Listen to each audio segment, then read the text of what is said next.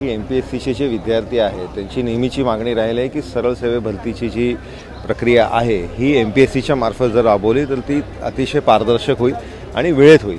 कारण मुलं वर्षानुवर्ष अभ्यास करत असतात, महिनोन-महिने त्यांचा वेटिंगमध्ये जातो.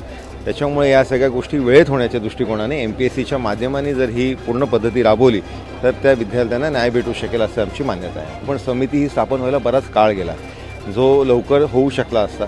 पण आता तो झाला आहे आणि त्याच्यामध्ये मुलांना लवकरात लवकर न्याय भेटावा या दृष्टिकोनाने माझाही पाठपुरावा शासनाच्या मागे सातत्याने राहील. नमस्कार, मी अरविंद कड आणि तुम्ही पाहताय महाटॉक्स. राज्य विधिमंडळाचं हिवाळी अधिवेशन सध्या सुरू आहे. कामकाजाचा आज 6वा दिवस आहे. खरं तर अनेक आमदार अनेक मुद्दे सभागृहात मांडत असतात आणि त्यापैकीच एक महत्त्वाचा मुद्दा म्हणजे स्पर्धा परीक्षा करणाऱ्या विद्यार्थ्यांचा. खरं तर लाखो विद्यार्थी राज्यभरात स्पर्धा परीक्षेची तयारी करत असतात, पण परीक्षा वेळेत होत नाही आहेत. परीक्षा झाल्या तर त्यांचे निकाल वेळेत लागत नाही आहेत. त्याचबरोबर परीक्षा पद्धतीमध्ये काही त्रुटी आहेत आणि पेपर फुटीसारखे गंभीर प्रकारसुद्धा घडत आहेत. आणि या सगळ्यावर बातचीत करण्यासाठी आपल्याबरोबर विधान परिषदेचे आमदार निरंजन डावखरे आहेत. निरंजनजी, तुम्ही नेहमीच स्पर्धा परीक्षा विद्यार्थ्यांची मागणी मुद्दे जे आहेत ते सभागृहात मांडलेले आहेत. कालसुद्धा तुम्ही तुमची भूमिका मांडली, काय सांगा?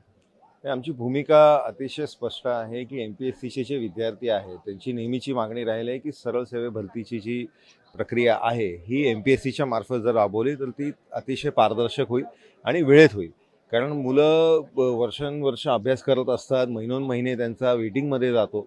त्याच्यामुळे या सगळ्या गोष्टी वेळेत होण्याच्या दृष्टिकोनाने एमपीएससीच्या माध्यमाने जर ही पूर्ण पद्धती राबवली तर त्या विद्यार्थ्यांना न्याय भेटू शकेल असं आमची मान्यता आहे. त्याचप्रमाणे दुसरा एक मुद्दा आहे की पेपर फुटीसारखे गंभीर प्रकार होत आहेत. विद्यार्थ्यांची मागणी होती की यावर ठोस कायदा आणावा.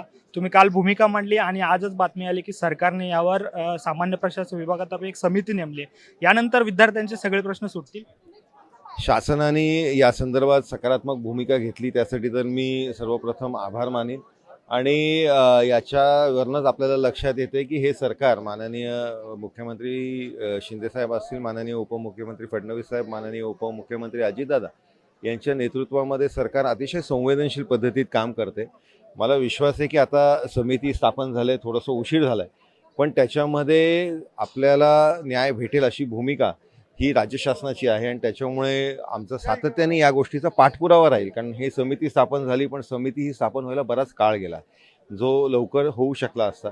पण आता तो झाला आहे आणि त्याच्यामध्ये मुलांना लवकरात लवकर न्याय भेटावा या दृष्टिकोनाने माझाही पाठपुरावा शासनाच्या मागे सातत्याने राहील. त्याचप्रमाणे दुसरा एक प्रश्न आहे की राज्य लोकसेवा आयोगाचे सदस्य वाढवले पाहिजेत अशी परीक्षार्थींची मागणी आहे. कारण सदस्य नसल्यामुळे मुलाखती वेळेत होत नाहीये, त्यामुळे निकाल लागायला वेळ लागतोय. काय सांगा?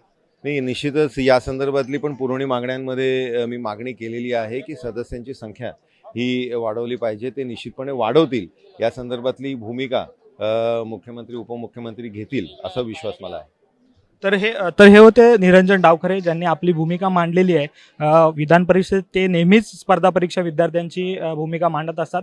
आता काल त्यांनी भूमिका मांडल्यानंतर आज सरकारने निर्णय घेतला आहे की पेपर फुटी संबंधित कायदा सक्षम करण्याबाबत. त्यामुळे आता सरकार याकडे कसं पाहतं आणि नक्की स्पर्धा परीक्षा करणाऱ्या विद्यार्थ्यांचे प्रश्न सुटतात का हे आपण बघूयात. दरम्यान असेच व्हिडिओ पाहण्यासाठी आमच्या महाटॉक्स यूट्यूब चॅनलला सबस्क्राईब करा आणि फेसबुक पेजला लाईक करा.